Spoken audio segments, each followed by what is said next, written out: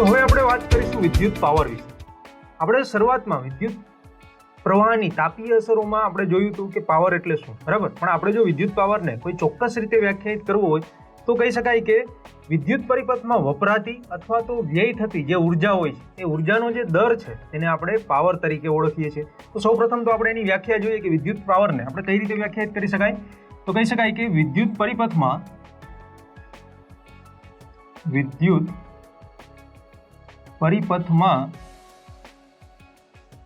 વપરાતી અથવા તો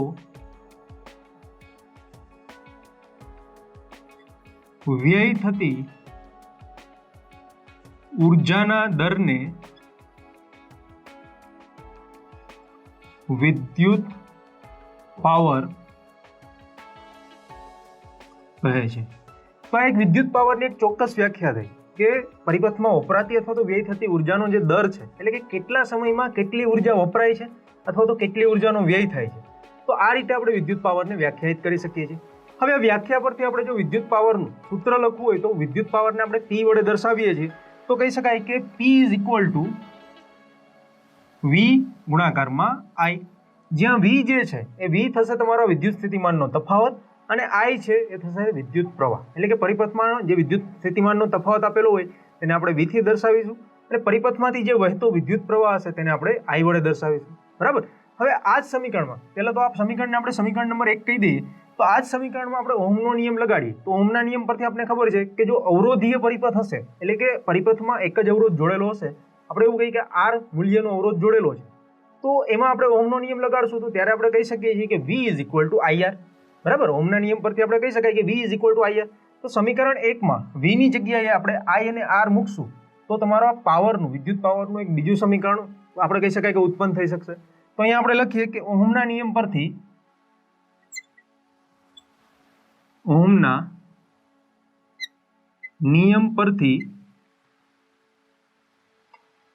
V = IR, બરાબર. એટલે કે આને આપણે સમીકરણ નંબર 2 કહીએ. હવે સમીકરણ 1 અને 2 પરથી સમીકરણ 1 અને 2 પરથી V ની જગ્યાએ સમીકરણ 1 માં P = VI માં V ની જગ્યાએ આપણે હવે શું મૂકવાનું છે IR. તો એને આપણે મૂકીએ તો કહી શકાય P = V ની જગ્યાએ IR અને ગુણાકારમાં I તો છે જ. હવે આ કૌંસને આપણે છૂટા પાડીએ અને સાદુરૂપ આપીએ તો લખી શકાય P = I²R, બરાબર, કે જેને આપણે સમીકરણ નંબર 3 કહીએ.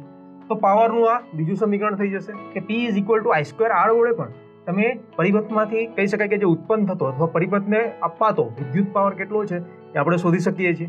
હવે અહીંયા પણ હજુ પણ આપણે એક કરીએ કે આ ઓહમનો નિયમ જે લગાડેલો છે એટલે કે સમીકરણ 2 છે એમાંથી આપણે I નું મૂલ્ય શોધીએ. I નું મૂલ્ય શોધવું હોય તો શું થશે? V/R, કારણ કે I અને R ગુણાકારમાં છે. જે અવરોધ R છે એને સામે છેડે લઈ જશું તો V/માં આવશે એટલે કે I = V/R થશે. તો સમીકરણ 1 માં I ની વેલ્યુ મૂકીએ તો શું કહી શકાય કે V × V/R એટલે કે V²/R. તો એ પાવરનું ત્રીજું ઇક્વેશન થઈ જશે. તો આપણે જોઈએ કે સમીકરણ 2 પરથી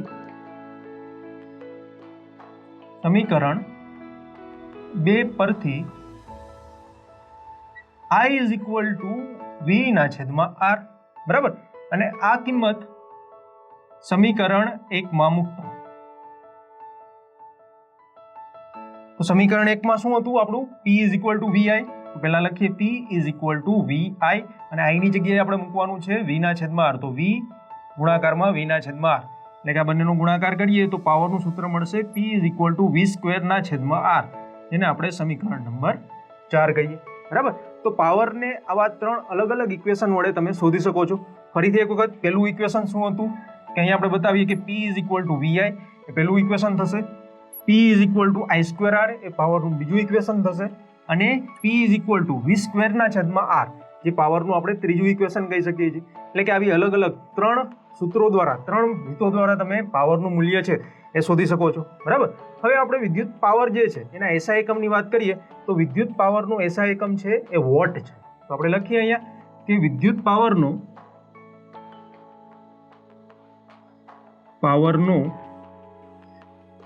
એસઆઈ એકમ વોટ, જેને W વડે દર્શાવવામાં આવે છે, વોટ છે, બરાબર. એટલે કે જ્યારે પણ પાવરની વાત થતી હોય ત્યારે આપણે વોટમાં વાત કરતા હોઈએ છીએ. એટલે અહીંયા આના પરથી આપણે એક વસ્તુ ચોક્કસ કહી શકીએ કે સમીકરણ 1 પરથી આપણે એવું કહી શકાય કે 1 વોલ્ટ જેટલા વિદ્યુત સ્થિતિમાનમાં 1 એમ્પિયર જેટલો વિદ્યુત પ્રવાહ વહેડાવવા માટે જે કાર્ય કરવું પડે છે અથવા તો વહેડાવવા માટે ઉપકરણમાં જે વિદ્યુત પ્રવાહ જોતો હોય તો ઉપકરણ વડે કેટલો પાવર આપવો પડે છે? તો કહી શકાય કે P = VI જેટલો પાવર છે અથવા તો P જેટલો પાવર છે એ તમારે આપવો પડે છે, બરાબર. એટલે વોટની વાત કરીએ તો આપણે કહી શકીએ કે 1 વોટ જેટલો પાવર છે એ પ્રાપ્તિ સ્થાનમાંથી આપણે પરિપથને આપવો પડે છે. તો આપણે એના વિશે લખીએ કે 1 વોલ્ટ જેટલા વિદ્યુત સ્થિતિમાનના તફાવત હેઠળ પરિપથમાં 1 એમ્પિયર જેટલો વિદ્યુત પ્રવાહ વહેડાવવા માટે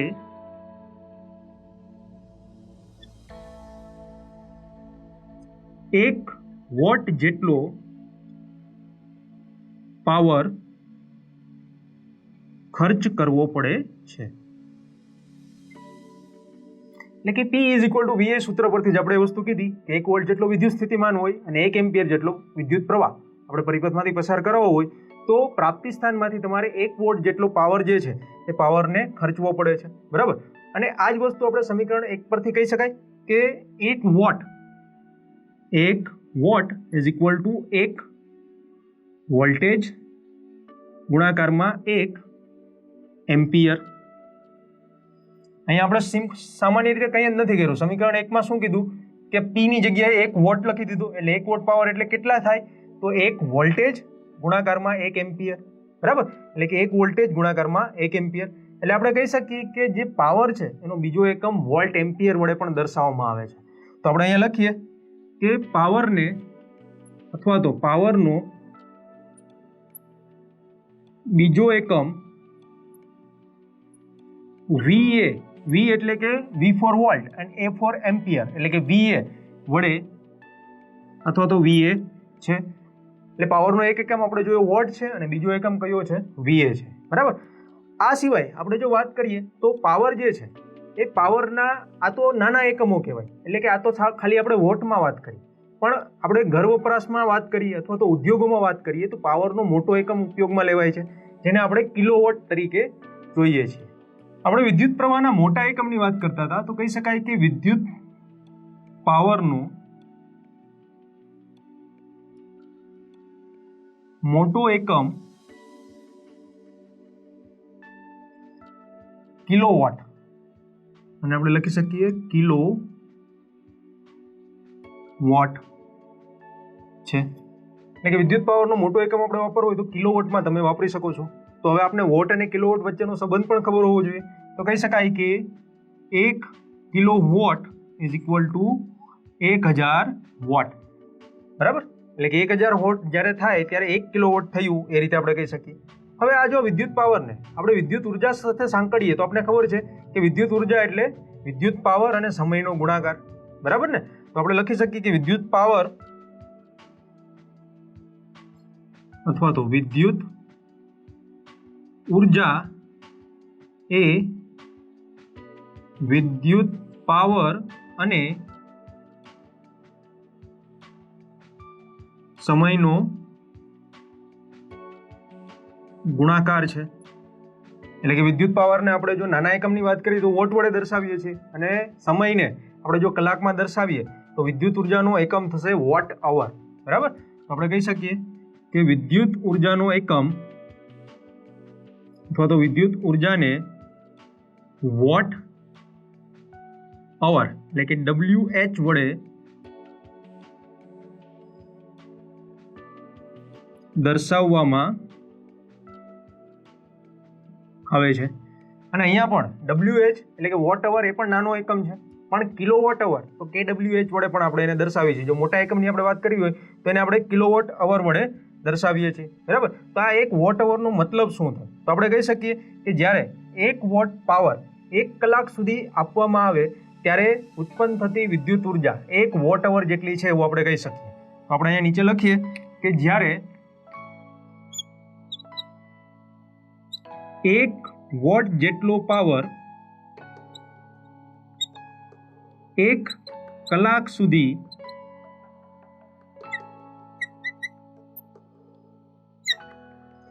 આપવામાં આવે ત્યારે ઉત્પન્ન થતી ઉર્જા 1 વોટ અવર જેટલી છે તેમ કહેવાય. ઉત્પન્ન થતી અથવા તો વપરાતી ઉર્જા છે 1 વોટ અવર જેટલી છે એવું આપણે કહી શકીએ છીએ. બરાબર. અને ઉદ્યોગોમાં આપણે વાત કરીએ એટલે કે મોટા એકમની વાત કરીએ તો ઉદ્યોગોમાં આજે વિદ્યુત ઉર્જાનો એકમ છે કિલોવોટ અવરમાં આપણે વાપરીએ છીએ, જેને આપણે યુનિટ તરીકે ઓળખીએ છીએ. આપણા ઘરમાં વીજ વપરાશ આપણે જોઈએ તો યુનિટમાં આવે છે. એ યુનિટ એટલે શું? 1 યુનિટ એટલે કે 1 કિલોવોટ અવર. તો આપણે અહીંયા વાત કરી શકાય કે ઉદ્યોગોમાં ઔદ્યોગિક એકમો અને ઘર વપરાશમાં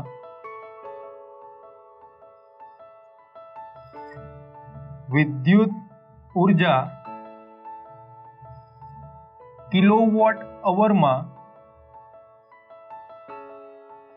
દર્શાવવામાં આવે છે. અને અહીંયા આપણે એ પણ લખી દઈએ કે 1 kilowatt hour is equal to 1 unit. તમે તમારો ઘરમાં જે વીજ વપરાશનું જે 2 મહિને કે 1 મહિને જે બિલ આવતું હોય એમાં તમે જોયું હોય તો એમાં તમે જાણી શકશો કે તેમાં તમારો જે વપરાશ છે એ યુનિટમાં હોય છે. 200 યુનિટ, 250 યુનિટ, 300 યુનિટ. બરાબર. તો આ યુનિટ એટલે શું? 1 કિલોવોટ અવર. એનો મતલબ થાય તમે જો 1 યુનિટ વાપરો એનો મતલબ શું થાય કે તમે 1 કલાકમાં 1 કિલોવોટ જેટલી વિદ્યુત 1 કિલોવોટ જેટલો પાવર જે છે એ પાવર તમે વાપરો છો. તો ત્યારે 1 કિલોવોટ અવર થશે એટલે કે ત્યારે કહી શકાય કે જ્યારે તમે 1 કલાકમાં 1 કિલોવોટ જેટલો પાવર વાપરતા હો ત્યારે તમારો વીજ વપરાશ 1 યુનિટ જેટલો થયેલો તમને જોવા મળશે. બરાબર. અને આના પરથી આપણે કહી શકીએ કે 1 કિલોવોટ અવરને જો આપણે જૂલમાં ફેરવવું હોય તો કઈ રીતે કહી શકાય? તો લખી શકીએ કે 1 કિલોવોટ અવર એટલે 1000 વોટ. કિલોવોટને વોટમાં ફેરવીએ એટલે 1000 અને અવર એટલે કે કલાક. કલાકને સેકન્ડમાં ફેરવીએ તો 1 કલાક એટલે કેટલી સેકન્ડ થાય? 1 કલાક એટલે 60 મિનિટ અને 1 મિનિટ એટલે 60 સેકન્ડ. તો 60 ગુણ્યા 60 એટલે કે 3600 સેકન્ડ થશે. બરાબર. તો આને આપણે લખવું હોય તો આ રીતે લખી શકાય 3.6 ગુણ્યા 10⁶ વોટ ઇન્ટુ સેકન્ડ. અથવા તો વોટ અને સેકન્ડની જગ્યાએ તમે જૂલ પણ લખી શકો છો. તો 3.6 ગુણ્યા 10⁶ જૂલ એટલે કે 1 કિલોવોટ અવર વિદ્યુત ઉર્જા એટલે કેટલા જૂલ ઉર્જા થઈ? તો 3.6 ગુણ્યા 10⁶ જૂલ જેટલી ઉર્જા છે એ અહીંયા વપરાય છે એવું આપણે કહી શકીએ.